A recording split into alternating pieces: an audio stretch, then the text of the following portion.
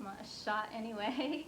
I started out doing music, doing a magazine called Hot Rocks, and I started doing that when I was about 15 years old. And that got me into the Hollywood scene, the rock and roll scene. That led me to do a show called The Heather and Annie Show, which was a cable show that I did for about 2 years. And on our show, we featured a lot of people like Blondie, Eddie Money, Stiv Bators and the Dead Boys before he died. A lot of different sort of people, New York celebrities, LA celebrities. And from that I went on, and actually I took a break for a while. And I didn't do anything until we got MTV on TV. And the day I got MTV, I looked at it and I said, oh yeah, okay, this is what I want to do. So I went back in my room and I wrote about 5 songs, and I'd never written anything before. And then from that, I think in about 2 weeks I had an album's worth of music and said, okay, I'm ready to do an album. And I was lucky enough that I met some people who were in a band, and they helped me do my first demo.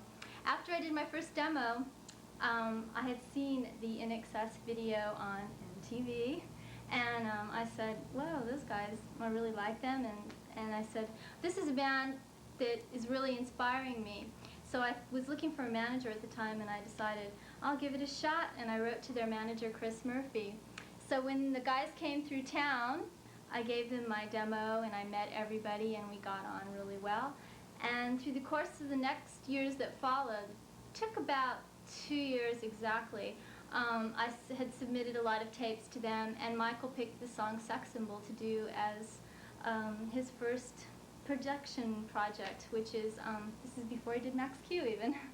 So from that they took me to Australia, flew me out there, and I did the single with Michael, and I went to the rock star school because I didn't know what I was doing. I learned a lot and got a lot of support and help from everyone in the band.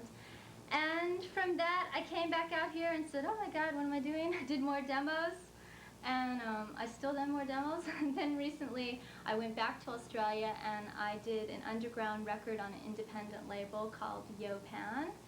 And that was a really fun thing. I worked with all the best underground musicians, because on the other one I had all the best of the cream of the Australian top musicians, and on this one I worked with all the independent underground bands and got into the underground Australian scene. Then I came back here and I got a job doing VJing for a show called Underground USA. And right now I'm VJing for that show. But I haven't yet done the next series of shows, so I am available, and I've got the blessing from the producer in case I do get on MTV instead.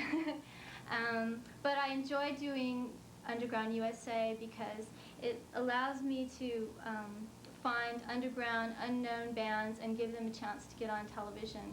And our show goes through on the super channels that goes throughout Europe.